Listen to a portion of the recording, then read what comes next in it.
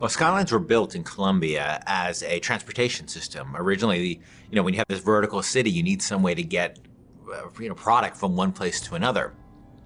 But what started happening along the way is, first it was kids, because it's always kids, right? Started figuring out a way to get these sky hooks that they could connect to the lines and sort of get from one place to the city and do these acrobatic feats on them.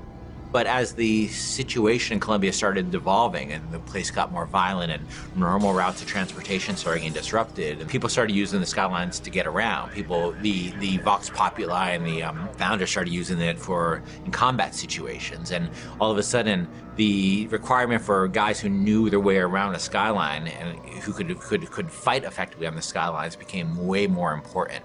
And by the time Booker gets to Colombia, the Skylines have a broad range of usage, and you'll see in the demo, cargo being moved around on those things. That creates even a more hazardous situation. But there's also people using it for all kinds of purposes, including and especially combat.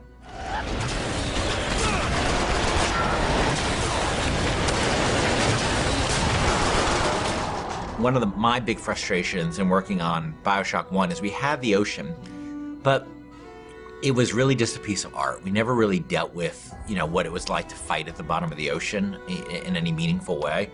And in Infinite, we wanted you to be in the sky. We wanted the visuals, obviously, of that, which I think are really great. But we also wanted vertical combat. And we played around with lots of ideas for using flight and stuff like that for a while. But in the end of the day, to me, the experience of being on a plane versus the experience of being on a roller coaster is a very different experience. For me, it's always been about wooden roller coasters. I've never been as much a fan of the steel ones. And that sort of clackety-clack feeling of, that going up to the top of a hill and then going over, and that amazing feeling you have.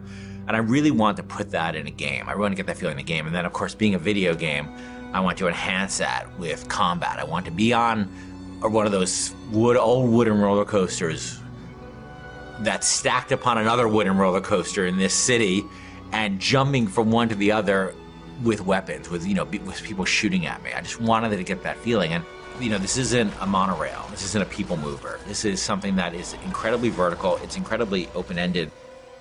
And that's what BioShock games are about. They're about giving the player a ton of tools and a ton of options and just letting them go to town. The Skyline! Follow me!